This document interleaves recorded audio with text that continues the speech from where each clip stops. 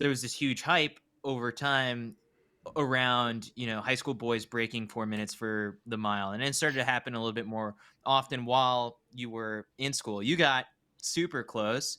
And then you get to Oregon, and I feel like a lot of the people who fall into that sort of like the dream mile category that's like on the bubble of sub 4, it takes sometimes a year or two, and that athlete is like a flash in the pan, and you really don't hear too much success out of some of those classes.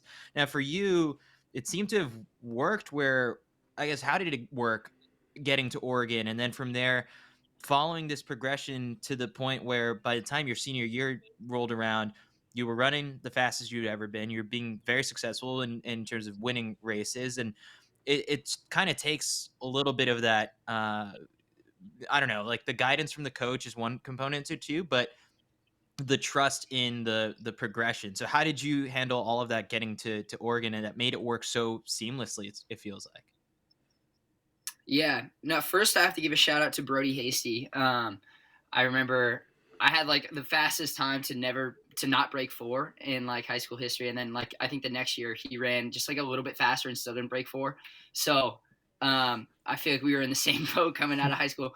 But yeah, no, I think it's like when you're right on the cusp, that honestly like killed me. But at the same time, I was like, okay, not gonna let this happen again. And I remember coming in and like my first indoor race, breaking 4, doing it with Reed, and I think just like coming in and actually, I feel like I've never not had motivation, and a lot of it has just been like the people around me.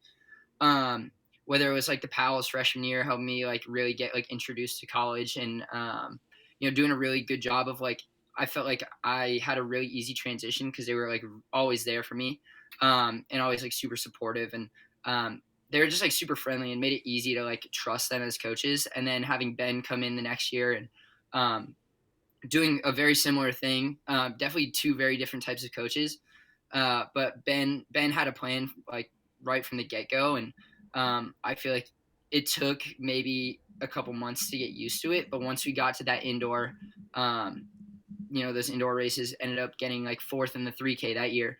And so every year was just about like building on the previous year. And so I never redshirted anything throughout college. I ran every season, and I felt like, yeah, maybe that was I was a little burnt out at some points, but also I felt like building on each season helped me so much in terms of like continuing to get stronger in places that maybe I hadn't been before. And then having, working out with like Reed and some of the older guys like Sam Prakel or Tanner Anderson my freshman year, and then having Blake Haney the next year, and then having Cole come in and end up pushing, like helping push me. You don't see that often. So I felt like I got really lucky in terms of like the opportunities I've had and the people I've been surrounded with.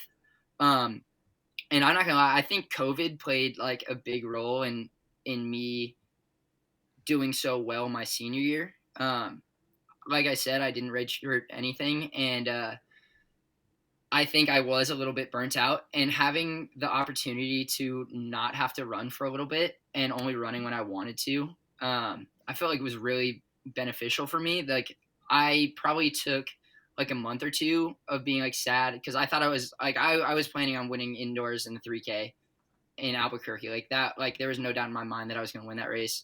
Who knows? Really good field, might have lost. But like coming off of that, I was like pretty motivated to like continue to train, but also like I felt like I could, go play beer die in the backyard with my friends because like I don't have a race for another year or like ever. I had no clue at that point.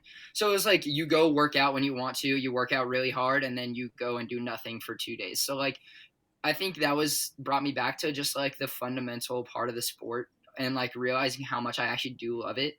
It didn't feel like work. That was like when I had the most fun. Like we took a trip to Montana, and that was like some of the most fun I've ever had with running and doing some of my best workouts. So I felt like getting back to basics and like kind of restarting and turning a new page helped me a lot in terms of like having the motivation senior year to like get even better. Because like I felt like I could have been content after my junior year running. I ran like 3:55 and 7:49.